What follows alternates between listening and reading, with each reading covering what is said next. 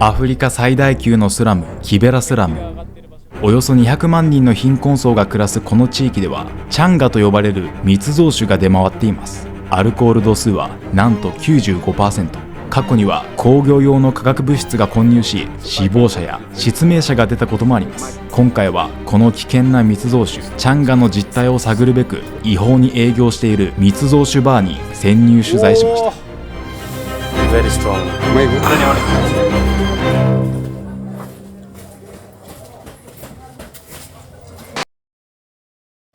どうも皆さんこんにちは、原カンタです。現在はケニアの首都ナイロビにあるキベラスラムに来ています。ケニアではチャンガと呼ばれる密造酒、つまり政府の許可を受けずに自家製で作られたお酒が出回っています。過去にはこの酒を飲んで命を落としたり失明したりする事故も起きているそうです。なぜケニアでは密造酒が広まっているのか、今回はチャンガの実態を取材しながら密造酒に関わる人たちの暮らしや背景に目を向けていきます。ぜひ最後までご覧ください。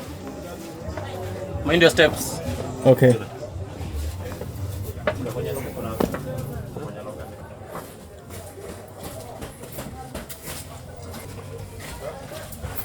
こんな奥地の方にバーがあるんですね。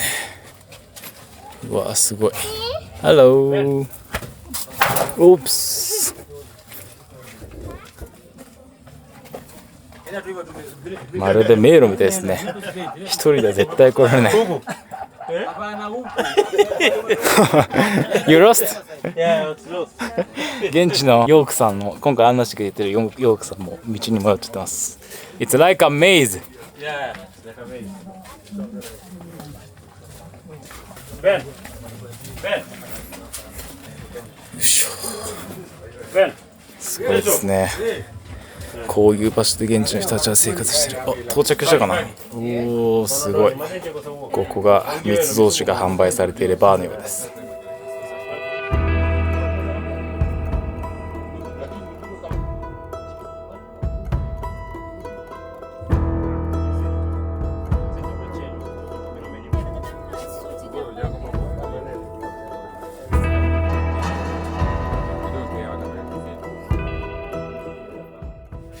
今ですね、キベラスラムの中にあるローカルバーにやってきました。どなたかがですね、自分の家を改造してバーとして使っているみたいなんですけれども、ここでもですね、密造酒のチャンガーというのが販売されているみたいなので、まずね、今回のこのキベラスラムの取材を手伝ってくれている現地の友人にですね、チャンガーとか密造酒についてちょっとざっくばらんに話を聞いてみたいと思います。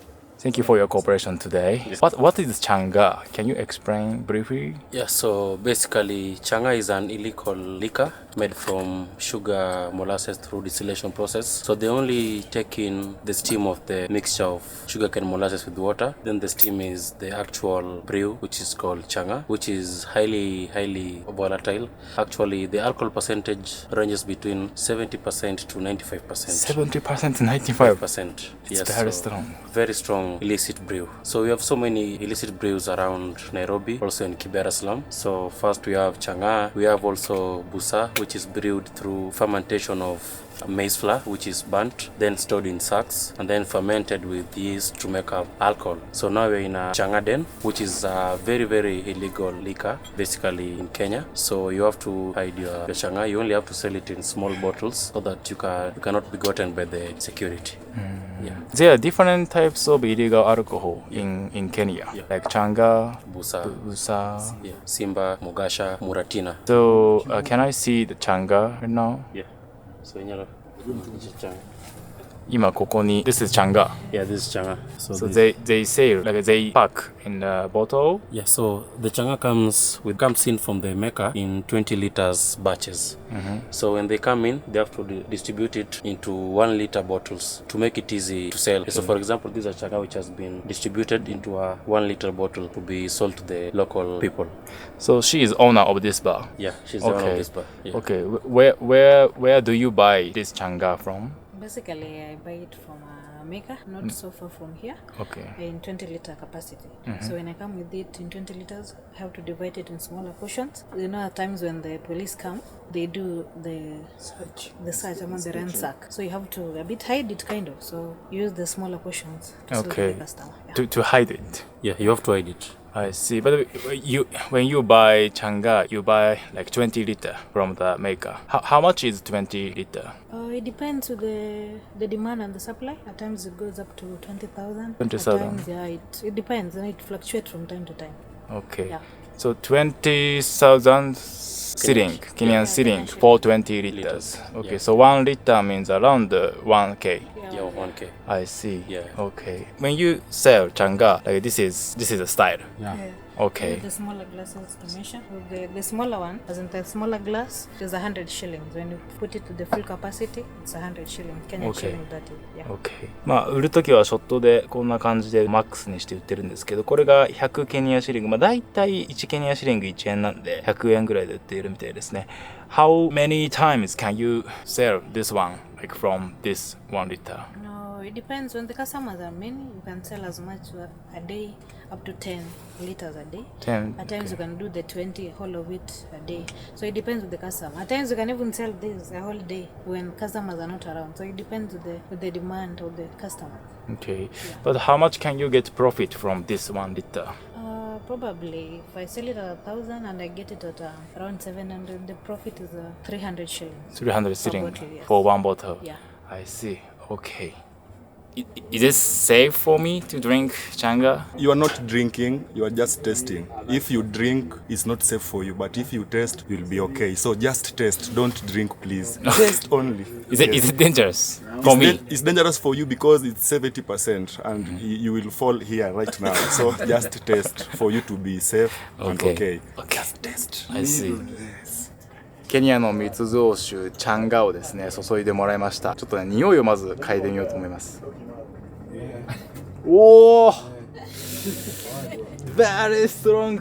Oh my god. めちゃすごいめちゃくちゃ強いです。いやそもそも僕お酒あんま飲まないんですけど、もちろんね人生経験としてジンとか飲んだことありますけど、ジンの結構きつい匂いはさらにグッてこう濃縮したような強い匂いですね。アルコール度数 70% から 95% ぐらいあるみたいですっごい強いんで、今ネスコっていう僕の友達にマジで本当にカンタちょっと舐めるぐらいにしてくれって言われたんで、ちょっとだけ飲んでみたいと思います。いただきます。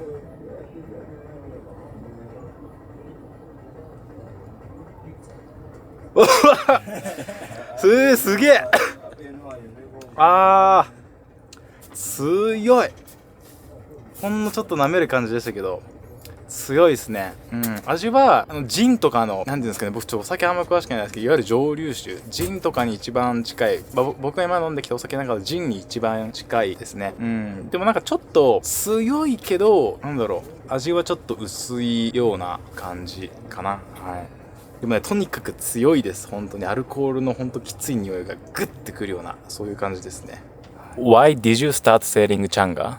Okay, at times when there are no jobs, especially in Kenya, you sit down and think maybe, you look at something that you may sell that people like, and when it comes to liquor and alcohol, people, especially the younger generation. So I thought maybe if I start this, I'll make profits and make money.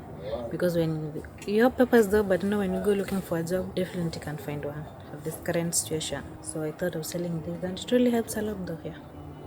Since when have you been selling changa? Probably 7 years down the line. Yeah, so it's been 7 years down the line. How is your business? I can't say for sure. At times of the off season it's good, at times it's bad.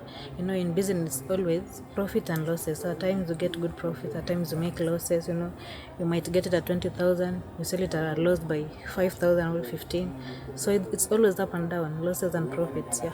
Before you start selling changa, did you have any other options for earning money? Yeah, I did have options, a lot of them. Like I had selling eggs, I tried that. It never worked. I also sold clothes. That didn't work as well. So I went and sat down and told myself, let me look for something that I'm very sure, no matter what, people will have to take it, Same as food. Liquor is the same as food. People have to drink at times. So I decided on this, yeah. The business of selling changa is better than... It's better here in the slums, especially in Kibera, people use a lot of drugs. So when you sell this, they combine with other drugs, so the sales are good usually, especially in the slums. Yeah.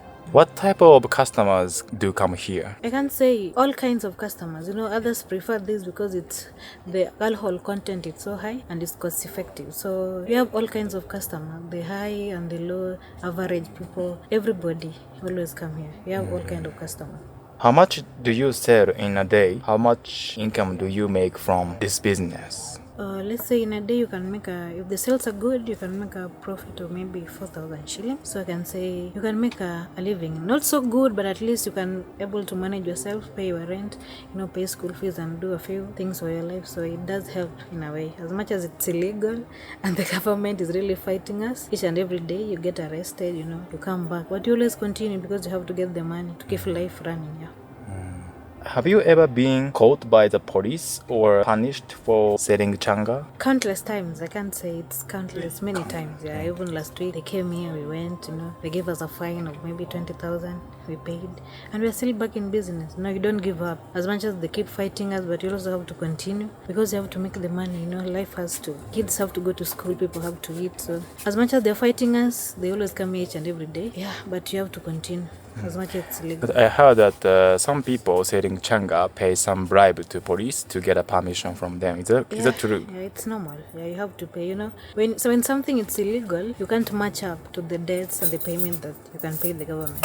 Once something is illegal, you have to find other ways through corruption, name it. At times they come pick money, 100 shillings, 200 shillings, 500 per day.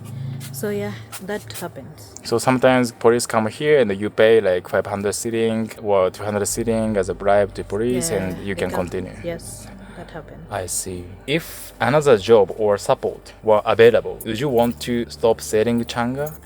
Let's say I'll consider it. At times, fighting the police and the government, it's never an easy job. So when you find something that you can counter with, then let's say you can shut it down. If that other job or other business will keep us afloat, then let me say we will, or rather I will. 今ですね、店主の方にインタビューしていたら、ちょうど警察の方が来ましたね。今2人警察の方がやってきて、1人につき100ケニアシリング、大体日本円で110円ぐらいかを賄賂として払って警察には帰ってもらうっていう光景がありました。ここでね、ビジネスをしているって違法なビジネスをしているっていうことがもう警察も把握してるみたいなんですけれども、それを摘発したり逮捕したりする代わりに警察も小遣い稼ぎとして賄賂を受け取って、それ何もこともなかったように帰るっていう、今まさに取材してたらね、警察がここにやってきて、その賄賂の現場に立ち会いました。Why do you drink changa?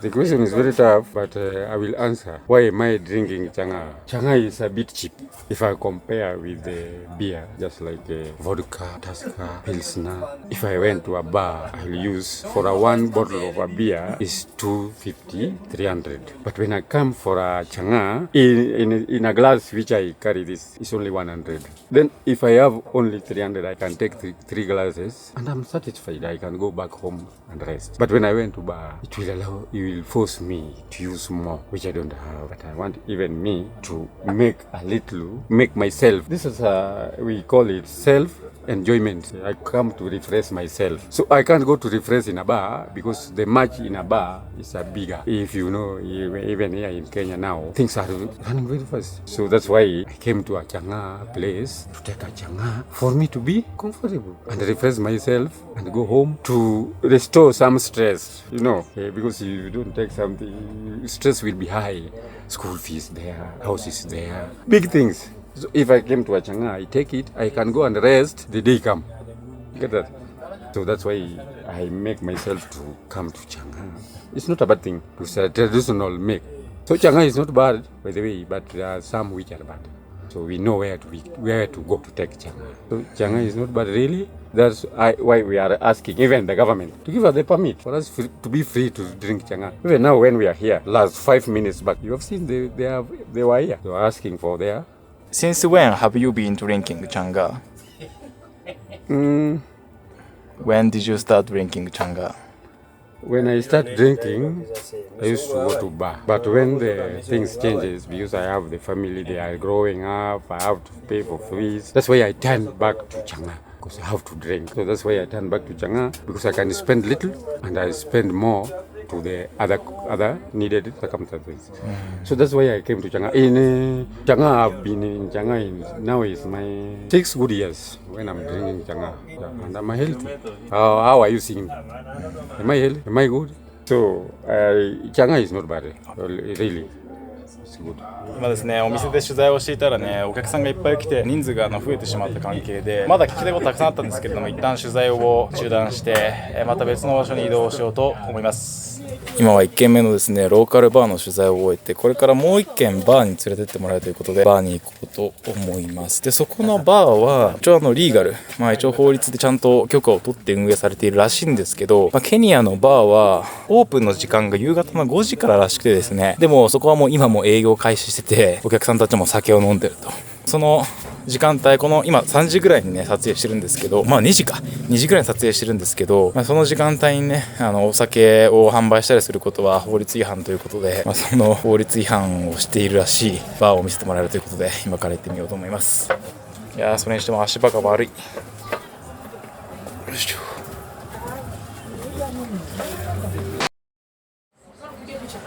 You like it? さっきネスコという僕の友達が見せてくれた黒いビールはこういう感じで、Thank you so much、 ボトルで買ってくるみたいです。 How much do you pay for this one big bottle? 6,000。 OK。 これ一つで6000ケニアシリングなので、だいたい6000円ぐらいでこれを買うみたいですね。 So what is this alcohol? Yeah, so this is called keg. It's a pressurized beer compared to the normal beer which is bottled. So this one, without the pump, you can't get the beer out of the keg barrel. So keg was introduced in Kenya in 2004 by the Kenyan government in partnership with East African Breweries Limited. Why was keg introduced?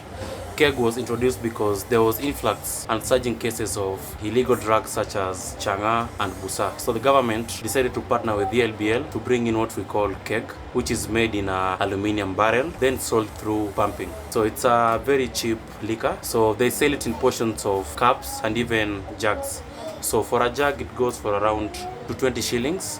Then for the smaller jug, it will be 140. Then for the cup molding, when it's full, it's only 50 shillings. So most people prefer drinking keg compared to changa, which is illegal, because this one is legal and also cheap as changa. But the problem is that keg is too expensive because the keg barrel is around 50 liters. So with 50 liters, you need to get around 170 bottles of Tusker to fit in a keg barrels. So most people prefer having keg because it's cheap. Yeah. It's cheaper and the alcohol is weaker, much weaker. Yeah, much weaker, around 10 to 12% alcohol volume. Yeah. Okay. Yeah. Let me try it. ケグというですね、ケニアのローカルビールですね。これは密造酒ではなくて、どうやらちゃんと法律でも認められているみたいなんですけれども、色はね、ほんと黒ビールみたいな感じで、かなり黒い色で、アルコール度数的には 10% から 12% ぐらいあるみたいなんで、ビールの中ではかなり強いと思います。ちょっとね、僕もあんまお酒強くないんであれなんですけど、ちょっとね、一口だけ飲んでみようと思います。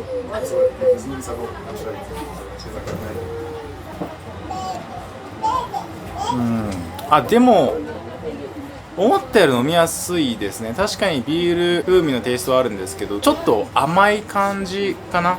甘い風味のあるビールで、アルコールもね 10% から 12% あるって聞いたんですけど、確かにちょっとこの辺が少しあったかくなる感じあるけど、でもね、さっき飲んだチャンガがめちゃくちゃ強かったんで、それと比較するとね、すっごい飲みやすいですね。ケニアでバーをちゃんと営業するためにはですね、パーミット、許可証を取る必要があるらしいですけれども、それが年間でだいたい7万ケニアシリング、日本円にすると7万7千円ぐらいか、8万円近くかかるらしいです。特にね、こういうスラムとかで営業している人っていうのは、そういう年間8万円近くもの金額っていうのを払うことが難しいので、今現地の人に聞いた話によると、そういったパーミットを偽造して製造するらしいんですね。で、そうした偽造パーミット、偽造許可証っていうのは、警察が来て番号で照合すれば分かっちゃうみたいで、警察もこういう場所のバーっていうのは違法に運営されてるってことを知っているらしいんですが、摘発する代わりに警察に賄賂を払って見逃してもらうっていう警察もその違法ってことが分かってるけど、警察にとってもある意味お小遣い稼ぎになるいいチャンスなので、ある意味スラムで暮らしている人たちと、警察がこう癒着して、ある意味その法律の、抜け穴を使っているというか、法律に引っかからないように営業をしているらしいですね。でこのスラムのこのバーに関しては終日空いているみたいで、普通はバーはですね夕方5時からだいたい朝3時ぐらいまでしかオープンしちゃいけないらしいんですけども、こういう違法なバーに関してはもうほぼ一日中朝から晩まで空いていて、オープンしたら警察がやってきて賄賂を求められるっていう、そういうことが日常茶飯事で起きているみたいです。ここにですね空になったお酒の瓶がいくつかあるんですけれども、ここのバーに関してはちゃんとしたねオフィシャルなお酒を販売しているので、この販売した後の瓶をですね、さっき訪問したようなローカルのバーを運営している経営している人たちにですね販売して、一つだいたい1ケニアシリングぐらい1円ぐらいで販売して、でそのローカルのバーを経営している人たちが自分たちで作ったチャンガ、そういった密造酒をこの空き瓶にですね入れて、要は中身を詰め替えて再販売するっていうことが行われているみたいです。それを現地ではリセールっていうらしいんですけれども、スラムのバーとかに行くとこういうねちゃんとしたお酒売ってるじゃんと思っても、実は中身は密造酒が販売されているっていうこともあるみたいです。